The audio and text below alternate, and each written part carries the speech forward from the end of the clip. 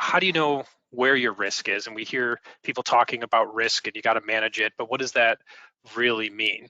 So, Cody, you've worked with a lot of organizations, varying complexities. Can you kind of walk through how we identify that, or what is the important process to go to start with to begin managing your risk?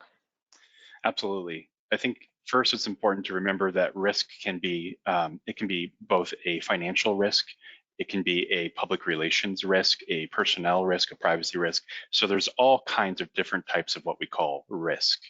And within that risk, you have the idea of security, in this instance, cybersecurity, to protect that risk.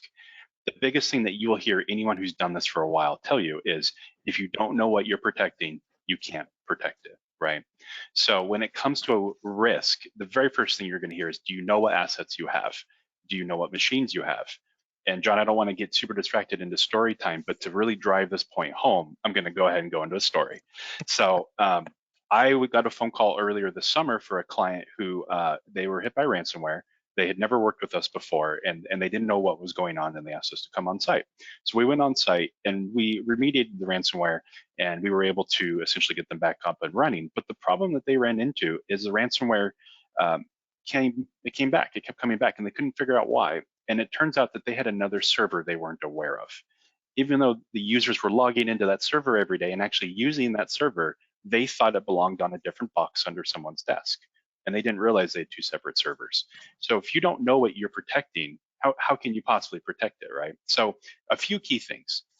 I would highly suggest we have an inventory of all of our cybersecurity assets, all of your switches, your routers, your firewalls, your machines, but then go one layer deeper and ask yourself, where is your company information?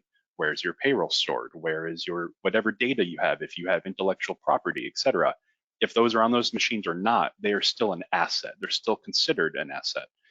So knowing all of those things and asking yourself, is there anything else I'm missing? So the last thing I'll drive home is Facebook selling, are they selling a website or are they selling data?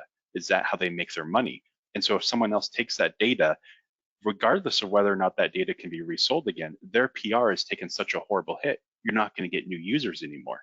So there's all different kinds of things to consider. At the end of the day, you have to decide, once you've identified your risk, are you going to accept that risk, or are you going to try and mitigate the risk by using something like security to improve that mitigation? What you don't want to do is guess, and it's in the slides here too to sort of drive the point home, and I wrote it in all caps at the time. Don't guess about how much money you should spend on security. Figure out roughly how much you are losing every year in an incident, or if an incident were to happen, say how much it would cost you over 5 years, and then figure out the security to use on that to sort of figure out what makes the most sense. You don't need to go crazy with it.